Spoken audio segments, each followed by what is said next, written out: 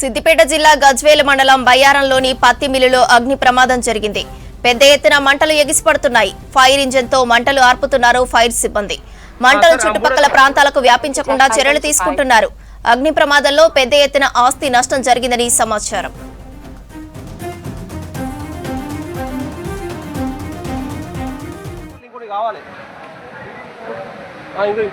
చాలా దారుణంగా ఉంది.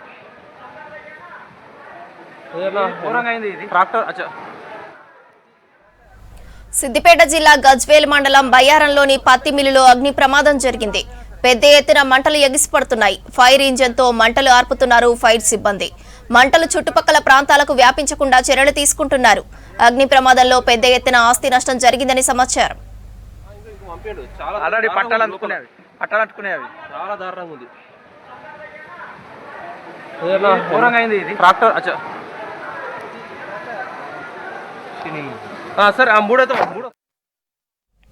చలి పంజా విసురుతోంది. జనాల్ని గజగజ వణికిస్తోంది.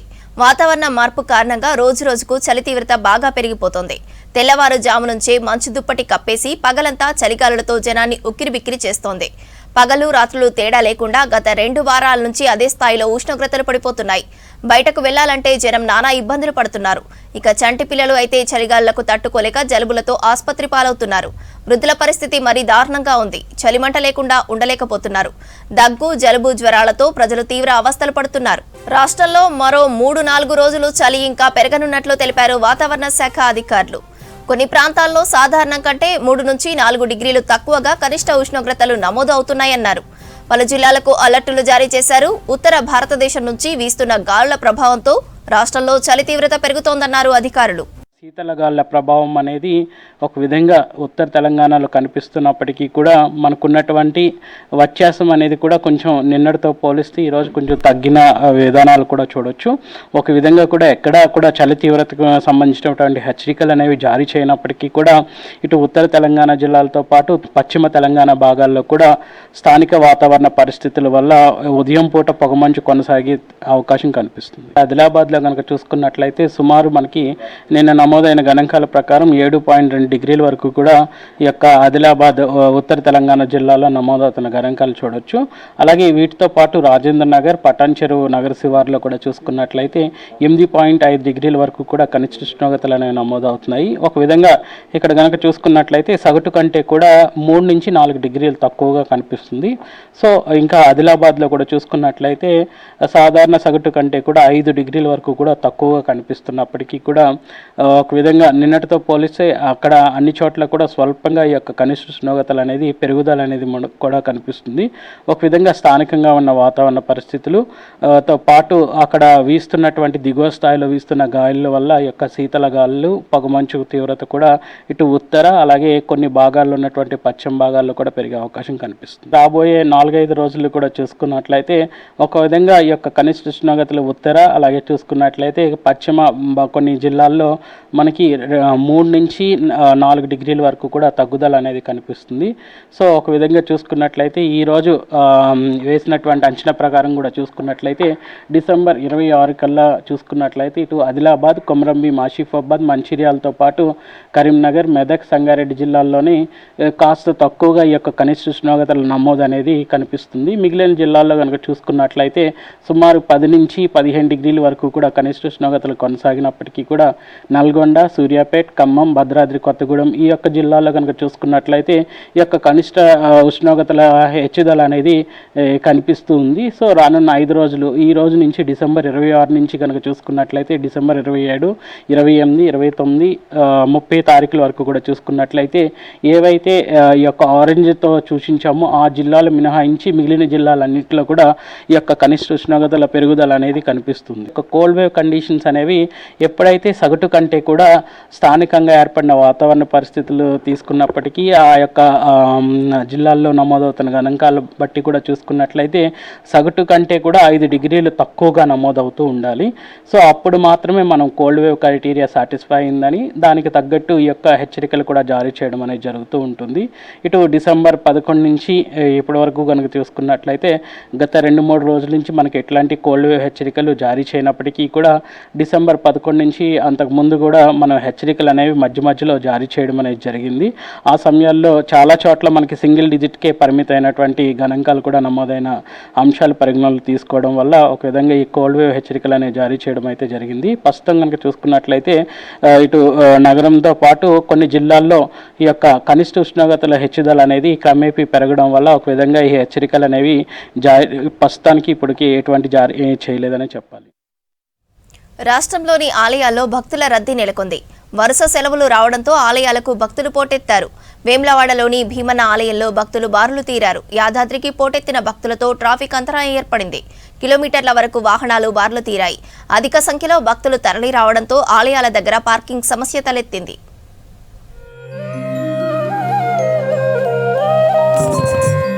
రాజన్న సిరిసిల్ల జిల్లా వేములవాడ రాజన్న ఆలయం భక్తులతో కిటకిటలాడింది.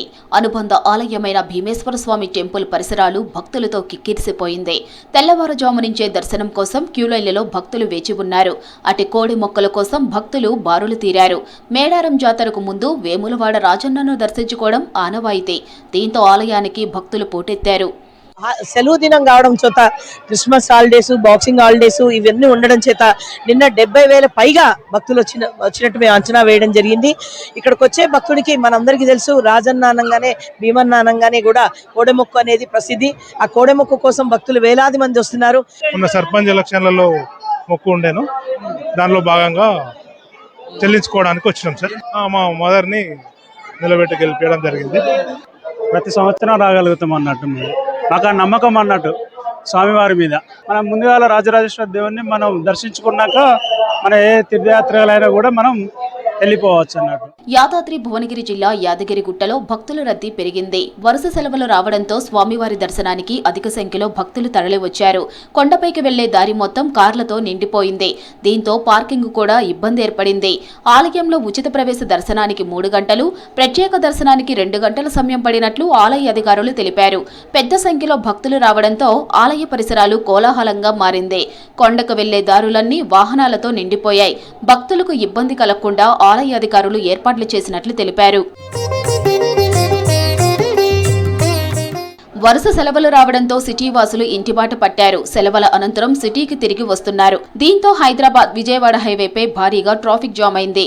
ఎల్బీ నగర్ నుంచి రామోజీ ఫిలిం సిటీ మీదుగా భారీగా వాహనాలు నిలిచాయి. ఓఆర్ఆర్ నుంచి విజయవాడ వైపు వాహనాలు నెమ్మదిగా కదిలాయి.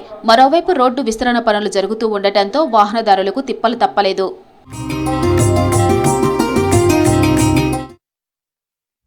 కరీంనగర్ జిల్లాలో కాకా మెమోరియల్ క్రికెట్ టోర్నమెంట్ జరిగింది. ఫైనల్ మ్యాచ్లో కరీంనగర్, రాజన్న సిరిసిల్ల జిల్లా జట్లు తలపడగా ఉమ్మడి జిల్లా టీ20 విజేతగా కరీంనగర్ జట్టు నిలిచింది.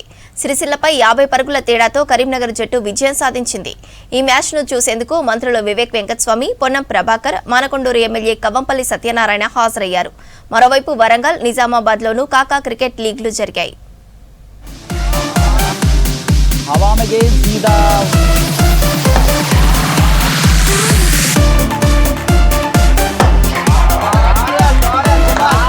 కరీంనగర్ జిల్లాలో కాకా మెమోరియల్ క్రికెట్ టోర్నమెంట్ నిర్వహించారు. ఇవాల్టితో ఉమ్మడి కరీంనగర్ జిల్లా మ్యాచ్లు ముగిశాయి.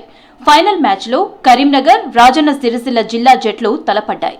మ్యాచ్ చూసేందుకు మంత్రులు వివేక్ వెంకటస్వామి, పొన్నం ప్రభాకర్, మానకొండూరు ఎమ్మెల్యే కవ్వంపల్లి సత్యనారాయణ హాజరయ్యారు. ఇరు జట్లకు ఆల్ ది బెస్ట్ చెప్పారు మంత్రులు.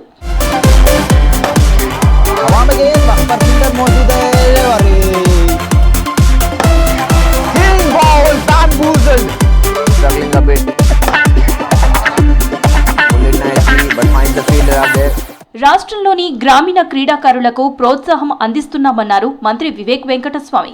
కాకా కృషితోనే ఉప్పల్ స్టేడియం పూర్తయిందన్నారు. ట్యాక్స్ బెనిఫిట్ దక్కడంతోనే బీసీసీఐ స్ట్రాంగ్ గా నిలబడిందన్నారు. క్రీడాకారులకు ప్రభుత్వం అన్ని విధాలా అండగా ఉంటుందన్నారు మంత్రి వివేక్. మేము ఎప్పుడు కూడా మా విశాఖ ఇండస్ట్రీస్ అనే కానీ కాకా గారి ప్రోత్సాహంతో నుంచి అప్పటి నుంచి స్పోర్ట్స్ అంటే స్పోర్ట్స్ డెవలప్ చేయాలి, ఈ రాష్ట్రంలో స్పోర్ట్స్కి ప్రాధాన్యత ఇవ్వాలని చెప్పి కాకా వెంకటస్వామి గారు ఆ రోజులలో నాకు ఫోర్స్ చేసి విశాఖ ఇండస్ట్రీస్ తరఫు నుంచి రాజీవ్ గాంధీ క్రికెట్ స్టేడియంకి స్పాన్సర్ అప్పుడు ఆ రోజుల్లో చేయడం జరిగింది.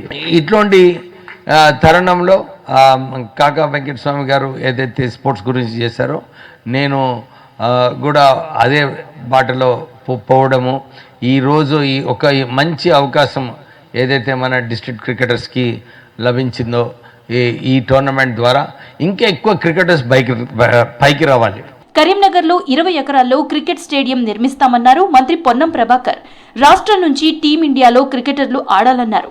తర్వాత మంత్రి వివేక్తో కలిసి క్రికెట్ ఆడారు పొన్నం. పెద్దలు కాకా వెంకటస్వామి గారి జ్ఞాపకార్థం హైదరాబాద్ క్రికెట్ అసోసియేషన్ ఆధ్వర్యంలో రాష్ట్ర వ్యాప్తంగా క్రికెట్లో ప్రతిభ కలిగినటువంటి క్రీడాకారులను వెలికి తీయడంతో పాటుగా క్రికెట్కు సంబంధించినటువంటి ఇన్ఫ్రాస్ట్రక్చర్ ఏర్పడాలంటే ఒక రాష్ట్ర స్థాయి టోర్నమెంటు అన్ని జిల్లాలకు జరగాలని ఆనాడు ఉప్పల్లో క్రికెట్ స్టేడియం నిర్మాణానికి అంకురార్పణ చేసినటువంటి వెంకటస్వామి గారి తనయుడు వివేక్ వెంకటస్వామి గారు తమ సంస్థను హైదరాబాద్ క్రికెట్ అసోసియేషన్ కు స్పాన్సర్షిప్ ఇచ్చి క్రీడాకారుల నేతృత్వంలో మహబూబ్ నగర్ లో లాంఛనంగా ప్రారంభించినాం. ఈ విధంగా అన్ని జిల్లాల్లో ఈ క్రీడా మ్యాచ్లను నిర్వహిస్తూ ప్రతిభ కలిగినటువంటి క్రీడాకారులను వెలికి తీసి రేపు తెలంగాణ నుంచి భారతదేశంలో ఆడేటువంటి విధంగా వాళ్ళను ప్రోత్సహించేటువంటి ఆలోచనతోటి ఇటు హైదరాబాద్ క్రికెట్ అసోసియేషన్ అది వెంకటస్వామి గారి స్మారకంగా ఈ యొక్క మంచి కార్యాచరణ తీసుకుపోతా ఉన్నది. వారికి సందర్భంగా ధన్యవాదాలు, అభినందనలు. కాకా మెమోరియల్ ట్రస్ట్ ఆధ్వర్యంలో క్రికెట్ లీగ్లు కండక్ట్ చేయడం సంతోషంగా ఉందన్నారు మంత్రి వివేక్. పల్లె స్థాయి నుంచి క్రీడాకారుల ప్రతిభను వెలికి తీసేందుకు ఈ ప్రయత్నం చేస్తున్నట్లు తెలిపారు.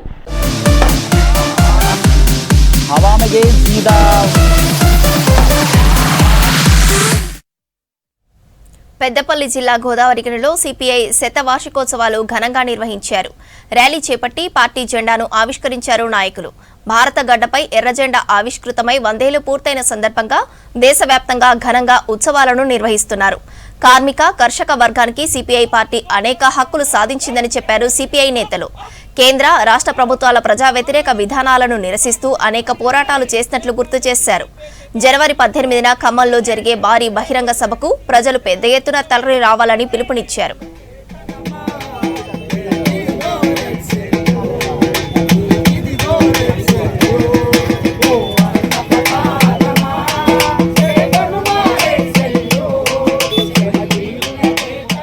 భారత కమ్యూనిస్టు పార్టీ భారత గడ్డపై ఆవిర్భవించి 100 సంవత్సరాలు పూర్తి చేసుకున్నటువంటి సందర్భంలో ఈరోజు దేశవ్యాప్తంగా సిపిఐ పక్షాన ఎర్ర జెండాలు ఎగరేస్తూ ఉత్సవాలను ఘనంగా జరుపుకోవడం అనేది జరుగుతుంది.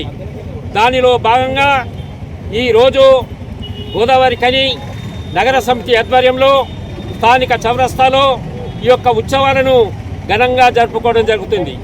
కామ్రేడ్స్ 1925 డిసెంబర్ 26వ తేదీన కాన్పూర్లో భారత కమ్యూనిస్టు పార్టీ ఆవిర్భవించడం జరుగుతుంది. ఆనాటి నుంచి ఈ 100 సంవత్సరాలుగా ఈ భారతదేశంలో కార్మిక కర్షక విద్యార్థి అనేకమైనటువంటి సంఘాలను ఏకం చేస్తూ ప్రజా పోరాటాలు నిర్మాణం చేసుకోవడం అనేది జరుగుతుంది. ముఖ్యంగా దేశంలో కానీ రాష్ట్రంలో కానీ కేంద్ర రాష్ట్ర ప్రభుత్వాల ప్రజా వ్యతిరేక కార్మిక వ్యతిరేక విధానాలను నిరసిస్తూ కార్మికులను ప్రజలను ఐక్యపరుస్తూ ప్రజా పోరాటాలను నిర్మించుకోవడం జరుగుతుంది. ముఖ్యంగా భారతదేశానికి స్వాతంత్రం వచ్చి 47 సంవత్సరాలు అయిన సందర్భంగా మరి దేశానికి రాష్ట్రానికి ఏమాత్రం కూడా ప్రయోజనం కలిగేటువంటి విధానం. రాజన్న సిరిసిల్ల జిల్లా వేములవాడ భీమేశ్వర ఆలయంలో దర్శనాల పేరిట డబ్బులు వసూలు చేసిన 7గురిపై కేసులు నమోదు చేశారు ఏఎస్పీ రిత్విక్ సాయి. రాజన్న సిరిసిల్ల జిల్లా వేములవాడ భీమేశ్వర ఆలయంలో దర్శనాల పేరిట డబ్బులు వసూలు చేసిన 7గురిపై కేసులు నమోదు చేశారు ఏఎస్పీ రిత్విక్ సాయి. మేడారం జాతర సందర్భంగా వేములవాడలో భక్తుల రద్దీ పెరగడంతో దళారులు దర్శనాల పేరిట దందా చేశారు. దీంతో నిఘా పెట్టి పైసలు వసూలు చేస్తున్న వారిని అరెస్టు చేశామన్నారు. భక్తులెవరూ ప్రైవేటు వ్యక్తులను నమ్మొద్దన్నారు. ఆలయ కౌంటర్లలో మాత్రమే టికెట్లు కొనుగోలు చేయాలన్నారు ఏఎస్పీ రిత్విక్ సాయి. కొందరు ఒక ముఠ భక్తులకి దర్శనం కల్పిస్తామని వాళ్ళ దగ్గర నుండి పైసలు వసూలు చేస్తున్నారు. ఆ ముఠా మొత్తాన్ని మేము కస్టడీలోకి తీసుకున్నాము. వాళ్ళ మీద కేసు కూడా ఫైల్ చేశాము. సో మీ అందరికీ టికెట్, లడ్డూ టికెట్ కానీ కోడి కట్టడానికి టికెట్ కానీ టెంపుల్ వారు ఎస్టాబ్లిష్ చేసిన కౌంటర్లోనే దొరుకుతుంది. ఎవరన్నా అలా వచ్చి ఎవరన్నా ముఠా వచ్చి మీకు మేము దర్శనం కల్పిస్తాము, రద్దీ ఎక్కువ చోట కనుక వాళ్ళు వచ్చి దర్శనం కల్పిస్తాము, మేము మీకు విఐపి లైన్లో తీసుకుంటాము, అలాంటివి ఏమీ లేవు. అవన్నీ ఇల్లీగల్గా జరుగుతున్నాయి. అలాంటి కనుక మీ దృష్టికి వస్తే వెంటనే 100కి డైల్ చేయండి. లేకపోతే వెబ్సైట్లో ఉన్న టౌన్ సిఏ గారికి అయినా డైరెక్ట్ డిఎస్పీ ఆఫీస్కి అయినా మీరు ఎప్పుడైనా కాల్ చేసి. ఆదివాసీల బడి హైదరాబాద్ పబ్లిక్ స్కూల్కు ధీటుగా నిలుస్తోంది.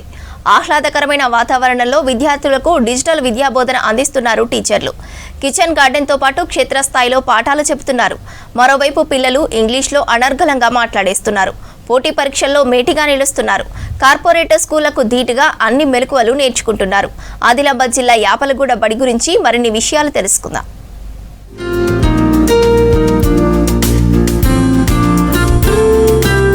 ఇప్పుడు మనం చూస్తున్నది ఆదిలాబాద్ జిల్లా యాపలగూడ ప్రాథమిక పాఠశాల. ఒకప్పుడు సర్కార్ బడి అంటే విరిగిన బెంచీలు, తలుపులు లేని కిటికీలు ఉండేవి. కానీ యాపలగూడ బడి ఆ మాటల్ని అబద్ధం చేసింది. ఆహ్లాదకరమైన వాతావరణంలో విద్యార్థులు చదువు నేర్చుకుంటున్నారు. రాష్ట్ర స్థాయిలో స్వచ్ఛ పాఠశాలగా ఎంపికై ప్రత్యేకతను చాటుతోంది. ఇక్కడ 13 సంవత్సరాల నుంచి పనిచేస్తున్నాను. మా స్కూలు స్వచ్ఛ విద్యాలయ అవార్డుకి సెలెక్ట్ అయింది స్టేట్ లెవెల్లో. అయితే ఇది ఇప్పుడు నేషనల్ లెవెల్కి పంపిస్తారు. సో దీనికి సంబంధించినటువంటి టీము ఈ 5 రోజులలో రాబోతున్నారు. సో డైరెక్టరేట్ నుంచి స్కూల్ ఎడ్యుకేషన్ నుంచి వాళ్ళు ఆర్డర్స్ వచ్చినాయి మనకు. సో గతంలో నేను రాకముందు స్ట్రెంత్ ఇక్కడ 130 ఉండే, 70-80 మంది పిల్లలు హాజరవుతుండే. సో ఇప్పుడు 320 మంది స్ట్రెంత్ ఉంది. 5th క్లాస్ 4th క్లాస్ వాళ్ళకి వచ్చి మేము స్పెషల్ కేరింగ్గా ఈవినింగ్ ఆఫ్టర్ 4 o'clock వాళ్ళకి ఏకలవ్య మోడల్ స్కూలు నవోదయ కోసము ఎక్స్ట్రా 1 hour క్లాస్ ఇస్తున్నాము. దీనికోసం ఇంటిగ్రేటెడ్ టీచింగ్తో పాటు స్పెషల్ కోచింగ్ ఇస్తున్నాము. దాంట్లో మళ్ళీ వాళ్ళకి ఎక్స్ట్రా మెటీరియల్ కూడా మేము ప్రొవైడ్ చేస్తున్నాము ఎగ్జామినేషన్ కోసం. ఎవ్రీ ఇయర్ మాకు మోడల్ స్కూల్కి 30 seats వరకు మా స్కూల్కి వస్తున్నాయండి. అన్ని విపులంగా వివరించే టీచర్లు, సౌకర్యవంతమైన డెస్క్లు, కొత్త విషయాలపై డిజిటల్ బోధనతో విద్యార్థులు సత్తా చాటుతున్నారు. ఇంగ్లీష్లో అనర్గళంగా మాట్లాడుతున్నారు. లెక్కల్లో రాణిస్తున్నారు. ఏ లెక్కనైనా చిటికెలో చెప్పేలా టీచర్లు విద్యార్థులను తీర్చిదిద్దుతున్నారు. ఎందుకు స్కూల్ ఇంత డెవలప్ అవుతుందని చెప్పి చూడడానికి గతంలో వచ్చి చూడడం జరిగింది.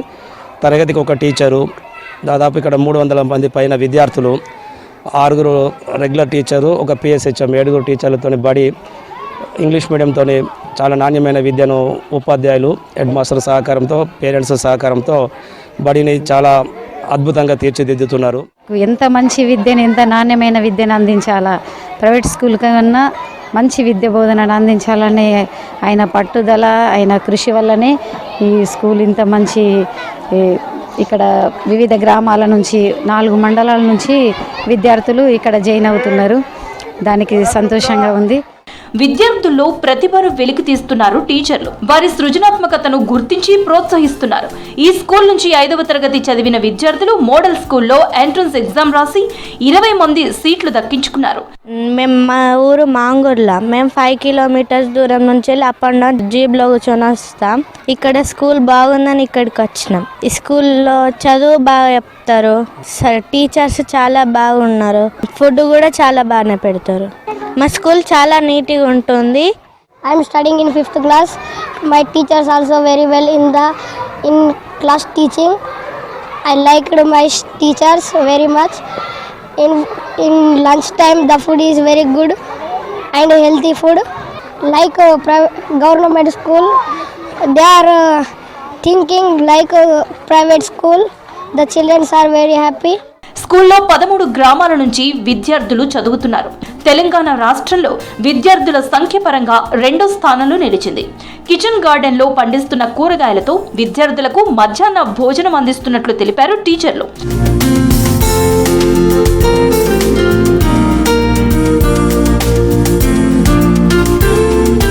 మెరుగైన బోధన, అంకిత భావంతో పనిచేస్తున్న టీచర్లతోనే విద్యార్థులకు మంచి బోధన అందుతోందని పేరెంట్స్ సంతోషం వ్యక్తం చేస్తున్నారు.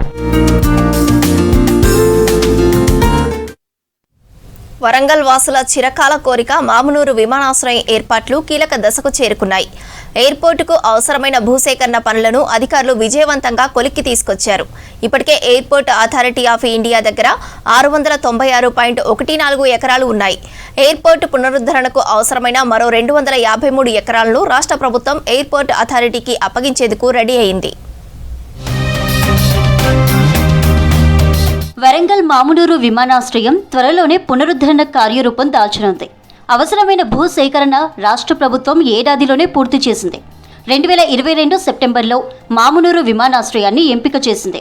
నిజాం కాలంలోని ఈ విమానాశ్రయంలో ఎయిర్ స్ట్రిప్ అందుబాటులో ఉండేది. అక్కడ 1400 మీటర్ల పొడవైన గన్వే, గ్లైడర్స్ దిగేందుకు మరో చిన్న రన్వే ఉంది. ఈ రన్వే విస్తరణకు అదనంగా 253 ఎకరాల భూమి అవసరం కావడంతో సేకరిస్తున్నారు.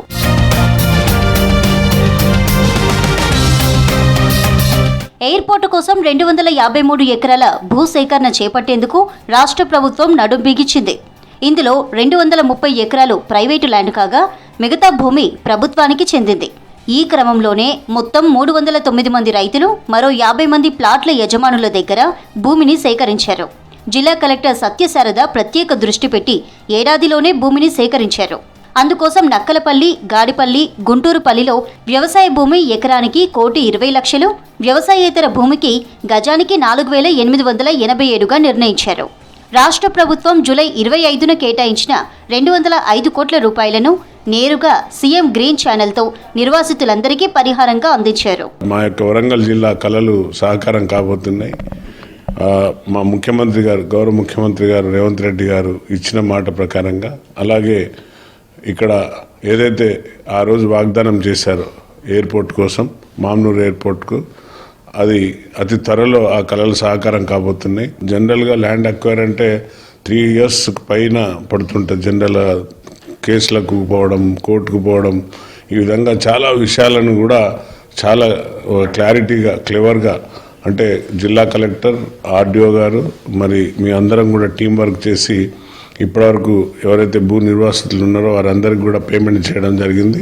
ఈ నెల 27న రాష్ట్ర ప్రభుత్వం తరపున సేకరించిన భూమిని ఎయిర్పోర్ట్ అథారిటీకి అందించేందుకు నిర్ణయించింది. రికార్డులు పరిశీలించి త్వరలోనే ఎయిర్పోర్టు నిర్మాణానికి ప్రాసెస్ పూర్తి చేయాలని ప్రణాళికలు సిద్ధం చేస్తోంది రాష్ట్ర సర్కార్. నాగర్ కర్నూలు జిల్లా సోమశిల దగ్గర అమరాబాద్ అటవీ శాఖ రేంజ్ పరిధిలోకి వచ్చింది పెద్దపులి. కృష్ణానది పరిసర ప్రాంతాల్లోని పంట పొలాల్లో సంచరించినట్లు గుర్తించారు. దీంతో ఏపీ, తెలంగాణ అటవీ శాఖ అధికారులు సంయుక్తంగా పెట్రోలింగ్ నిర్వహించారు. 15 రోజుల క్రితం ఏపీలోని ఆత్మకూరు ఫారెస్టు నుండి ఈదుకుంటూ వచ్చింది. తెలంగాణలోకి ప్రవేశించింది పెద్దపులి. పులి సంచారంతో ప్రజలకు ఎలాంటి ప్రమాదం తలెత్తకుండా ముందస్తు చర్యలలో అవగాహన కార్యక్రమాలు నిర్వహించారు. కృష్ణానదిలో బోటుతో గస్తీ నిర్వహించారు. గ్రామస్తులు అప్రమత్తంగా ఉండాలని, రాత్రి వేళల్లో ఒంటరిగా అడవుల్లోకి వెళ్లవద్దని సూచించారు. మేము చెప్పేది అనగా ఏపీ నుంచి కృష్ణానది దాటుతూ తెలంగాణ ఫారెస్ట్ ఏరియాలకు ఒక పెద్ద పులి ప్రవేశించినది. అడవి నుంచి పంట పొలాలకు వచ్చి తిరిగినట్టు పాదముద్రలు వాళ్ళు ఇన్ఫర్మేషన్ ప్రకారం వెళ్ళి చూస్తే వాస్తవానికి పాదముద్రలు ఉన్నాయి. అది తిరిగి మళ్ళీ అడవిలోకి ప్రవేశించింది. కాకపోతే ప్రజలు అప్రమత్తంగా ఉండి దాని సమాచారం మాకు తెలుపగలరని మేము కోరుతున్నాం. అట్లే మేము కూడా సీసీ కెమెరాలు కట్టి మేము చాలా దాన్ని ఎక్కడ పాదముద్రలు కృష్ణానది పొడి తిరిగి, అందుకొరకు ప్రజలు అప్రమత్తంగా ఉండాలి. దాని గురించి మేము చాలా ఎంక్వైరీ చేస్తున్నాం సీసీ కెమెరాల ద్వారా. దాన్ని ఎక్కడున్నది మేము గుర్తిస్తాను. మొత్తం బుడదామా పెదపులి జాడలు ఇవి. ఎంగంపల్లి తాండలో రాత్రవద్దు గోప్యాగాని కొడుకు సేన్లోకి వెళ్ళి ఎలుగడ్డ ఎక్కింది. ఇగో రాత్రవత్ రమేష్ కేసులు మనవోడు వాని సేన్లోకి వెళ్ళి పెదపులి రాత్రి. కరీంనగర్ జిల్లాలో కిసాన్ జాగరణ్ మంచ్ ఆధ్వర్యంలో 3 రోజుల పాటు నిర్వహించిన గ్రామీణ కిసాన్ మేళాకు విశేష స్పందన లభించింది. జాతీయ, అంతర్జాతీయ స్థాయి వ్యవసాయ ఉత్పత్తుల స్టాల్స్తో పాటు రైతులకు కావలసిన విత్తనాలు, సేంద్రియ ఎరువుల ప్రదర్శనలు ఆకట్టుకుంటున్నాయి. మరోవైపు లాభసాటి సాగు పద్ధతులపై సైంటిస్టుల సూచనలతో సెమినార్లు నిర్వహించారు.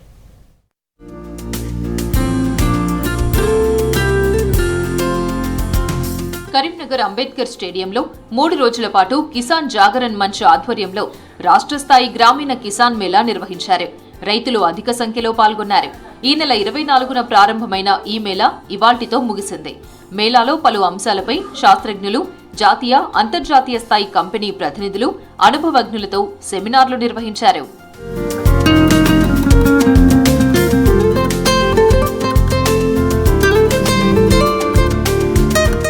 వ్యవసాయ రంగంలో నూతన ఆవిష్కరణలు, ఆధునిక యంత్రాలతో సాగు పద్ధతులు, జాగ్రత్తలు, మెలకువలు అందించారు శాస్త్రవేత్తలు. డైరీ, పౌల్ట్రీ, గొర్రెల పెంపకందారులు, చేనేత, గీత కార్మికులకు ఆయా రంగాల్లో అధిక లాభాలను పొందేందుకు సూచనలిచ్చారు. పండ్లు, కూరగాయల తోటలపై మహిళలకు అవగాహన కల్పించారు. మేళాకు కేంద్ర మాజీ మంత్రి, హర్యానా మాజీ గవర్నర్ బండారు దత్తాత్రేయ హాజరై కిసాన్ మేళాను అభినందించారు. కొత్త సాంకేతిక పరిజ్ఞానాన్ని అందిపుచ్చుకోవాలని దత్తాత్రేయ సూచించారు. రైతుకు అత్యంత ముఖ్యమైనటువంటిది గిట్టుబాటు ధర. ఈ గిట్టుబాటు ధర రావడం లేదు, ఖర్చులు బాగా పెరిగిపోతున్నాయి. ఆ గిట్టుబాటు ధర రావాలంటే, లాభసాటిగా వ్యవసాయం జరగాలంటే ఎక్కువ పంట ఎట్లా తీసుకురాగలుగుతాం అనేటువంటి ఒక సాంకేతికమైన పరిజ్ఞానం వచ్చింది. ఆ సాంకేతికమైన పరిజ్ఞానాన్ని తీసుకుంటేనే మనకు లాభసాటి వ్యవసాయం జరిగే అవకాశం ఉంది. రైతుల ఆదాయాన్ని పెంచాలా, వారి సామాజిక ఆర్థికంగా వారిని అభివృద్ధి పరచాలా. వ్యవసాయం అంటే నష్టదాయకము అనే చాలామంది వదిలి వెళ్ళిపోతున్నారు. మరి ఈ పరిస్థితిలో మార్పు తీసుకురావాలి. దాంతోపాటుగా వారు వ్యవసాయంలో కూడా లాభాలు గడించే పద్ధతులను వాళ్ళకు నేర్పి లాభాలు గడించాలనే ఉద్దేశంతో మేము వస్తు ప్రదర్శన మరియు అనేక అంశాలపైన చర్చా కార్యక్రమాలు లేకపోతే ఉపన్యాసాల ద్వారా వాళ్ళని చైతన్యపరుస్తున్నాం. రైతులకు సూచనలు, డ్రోన్ల వాడకం, మోటార్ల పనితీరుపై అవగాహన కల్పించారు. వీటన్నింటి కోసం 100కు పైగా స్టాల్స్ ఏర్పాటు చేశారు. ఈ మేళా ఎంతో ఉపయోగకరంగా ఉందని సంతోషం వ్యక్తం చేశారు రైతులు. ఇప్పుడు ఇది కిసాన్ మేళా అనేది ఇండియా లెవెల్లో త్రోఅవుట్లో 1 ఇయర్కి ఒకసారి జరుగుతుంది. ఇలా ప్రతి ఒక్క ఐటమ్ చూడవచ్చు. మనం ఏది అవసరం ఉన్న నర్సరీ నుంచి ఎలక్ట్రికల్ నుంచి అన్ని A to Z చూడవచ్చు. మన ఇళ్ళకి ఏది అవసరమో అది మనం మాన్యువల్గా చూసుకుంటే మనకు ఏది యూజ్ అవుతుంది, ఏది యూజ్ కాదు.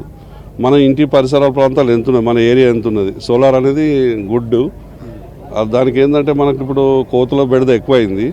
దాంతో మనం ఇంటికి పర్యావరణ కూడా మనం ఫినిషింగ్ చేసుకోవచ్చు. విత్తనాలు, కొత్త వంగడాలు, మిల్లెట్స్ సాగు, సోలార్తో సాగుపై అవగాహన కల్పించారు. హార్వెస్టర్లు, తోటల్లో దున్నేందుకు వీలుగా ఉండే కొత్త మిషన్ల ప్రదర్శన ఆకట్టుకుంది. సో మా కంపెనీలో ఏంటంటే సార్ వరి విత్తనాలు ఉన్నాయి, ప్లస్ మొక్కజొన్న విత్తనాలు ఉన్నాయి. వరి విత్తనాల్లో ఏంటంటే 2 రకాలు ఉన్నాయి సార్. రీసెర్చ్ ప్యాడీ ఉంది, హైబ్రిడ్ ప్యాడీ ఉంది. మొక్కజొన్నలో కూడా హైబ్రిడ్ ప్యాడీ ఉంది. రీసెర్చ్ ప్యాడీ వరి విత్తనాలు 10 కిలోల్లో మా దగ్గర సన్న రకాలు ఉన్నాయి, మరియు దొడ్డు రకాలు ఉన్నాయి. ఇప్పుడు మా కంపెనీ యొక్క ముఖ్య ఉద్దేశం ఏంటంటే సార్, ఇప్పుడు మా కంపెనీ నమ్ముకున్న 10 మంది రైతులు వాళ్ళకు ఉపయోగపడేటట్టు ఉపయోగకరమైన విధంగా కొత్త రక వెరైటీలు, నూతన రక వంగడాలని డెవలప్ చేసి తీసుకురావడం మా యొక్క ముఖ్య ఉద్దేశం సార్. సోనీ సోలార్ ద్వారా మేము ఈ యొక్క సోలార్ ప్లాంట్కి సంబంధించింది ఒక స్లాట్ ఓపెన్ చేశామండి. కేంద్ర ప్రభుత్వం వారు సబ్సిడీ ఏదైతే ఇస్తున్నారో 78,000 రూపాయలు ఇంటిపైన పెట్టుకుంటే 78,000 రూపాయల సబ్సిడీ తోటి 3 కిలోవాట్, 5 కిలోవాట్, 10 కిలోవాట్ వరకు మనకు కేంద్ర ప్రభుత్వం సహకరిస్తుంది. సూర్యగారి ముఫ్తీ బిజిలీ యోజన ద్వారా మనం ఇంటిపైన పెట్టుకున్నట్టయితే మన కరెంట్ బిల్లు 0 అవుతుందండి. ఈ డ్రోన్స్ అప్పుడున్న డ్రోన్స్కి ఇప్పుడున్న డ్రోన్స్కి చాలా డిఫరెన్స్ వచ్చినాయి. మెయిన్లీ మనకు అప్పుడు తయారీ మ్యానుఫ్యాక్చరింగ్ అనేది మన దగ్గర లేదు. ఇప్పుడు ఒక్కొక్క పార్ట్ ఇండివిజువల్గా మన దగ్గరనే మ్యానుఫ్యాక్చరింగ్ స్టార్ట్ అయింది. దానివల్ల డ్రోన్ యొక్క కాస్ట్ అనేది చాలా తగ్గింది. స్ప్రే చేయడం ప్రతి ఒక్క చిన్న రైతులు కూడా తీసుకొని స్ప్రే చేయడానికి ముందుకు వస్తున్నారు. వ్యవసాయంలో కొత్త మెలకువలు నేర్చుకోవడం సంతోషంగా ఉందన్నారు రైతులు. ఇది ఓ స్వచ్ఛంద సంస్థ నిర్వహిస్తుండగా ప్రభుత్వం కూడా ముందు ఇలాంటి ప్రదర్శనలు ఏర్పాటు చేయాలని రైతులు కోరుతున్నారు. రోజు రోజుకు పెరుగుతున్న రేట్లు చూస్తుంటే పేదోళ్లు బంగారం నోటి నుంచి పలకాలంటే భయపడే పరిస్థితి నెలకొంది. కరీంనగర్ జిల్లాలో జరుగుతున్న కిసాన్ గ్రామీణ మేళాలో ఓ వ్యక్తి ఏకంగా 2.5 కిలోలకు పైగా బంగారు నగలతో సందడి చేస్తుంటే చూసిన వాళ్ళంతా ఆశ్చర్యపోయారు. బంగారు బాబుతో మేళాకు వచ్చిన వాళ్ళంతా సెల్ఫీలు తీసుకునేందుకు ఆసక్తి కనబరిచారు.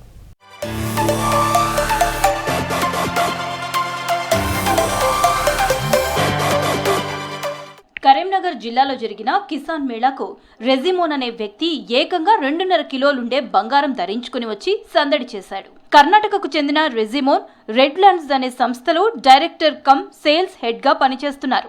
తమ సంస్థ తరపున వ్యవసాయ యంత్ర పరికరాలకు ప్రమోషన్ కోసం మేళాకి వచ్చారు. పెద్ద ఎత్తున బంగారు ఆభరణాలు ధరించి ఉన్న రెజిమోన్ ను మేళాకు వచ్చిన వాళ్లంతా ఆసక్తిగా తిలకించారు. చేతులకు భారీ కడియాలు, వేళ్లకు ఉంగరాలు, మెడలో చైన్లు, చెవులకు రింగులు పెట్టుకుని అటూ ఇటూ తిరుగుతుంటే నిజమైన బంగారమేనా అని కూడా కొందరు సందేహించారు. సెల్ఫీలు దిగేందుకు కొందరు పోటీ పడ్డారు.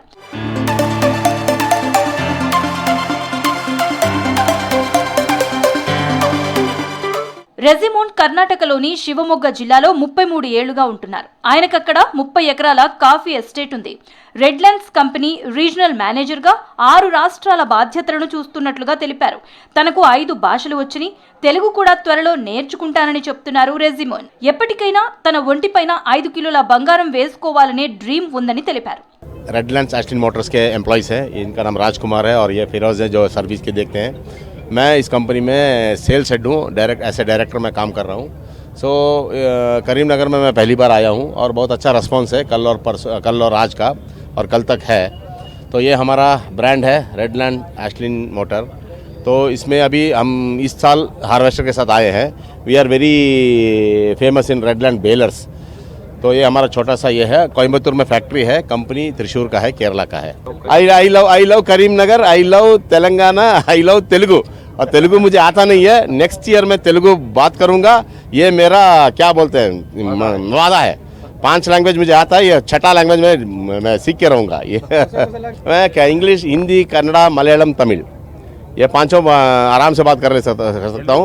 तेलुगु बहुत तरीके से मुझे समझ में आता है, फ्लुएंटली बात करना थोड़ा है ये है, मगर जो भी कर्नाटका और तेलुगु का लिपि तो ऑलमोस्ट सेम है, तो मैं पढ़ लेता हूँ, मगर बात करूँगा 100% नेक्स्ट अब आओगे ना नेक्स्ट ईयर में मैं पक्का बात करूँगा। वो तो है लोग इसीलिए बोलते हैं, बहुत प्यार है यहाँ पे, लोग बहुत इंटरेस्ट लेकर के फोटो वगैरह लेते हैं। ऐसा होना चाहिए ताकि हमको भी एनर्जी मिले, बढ़ावा मिले। గ్రామీణ మేళాలో వ్యవసాయానికి రైతులకు అవసరమైన యంత్ర పరికరాలు, ఎరువులు, విత్తనాలు ప్రదర్శించే 100కు పైగా స్టాల్స్ ఉండగా ఈ కర్ణాటక గోల్డ్మెన్ తన స్టాల్కే కాకుండా మేళాకి ప్రత్యేక ఆకర్షణగా నిలిచారు. ఆయన కరీంనగర్లో చేసిన సందడి అంతా ఇంత కాదనే చెప్పాలి.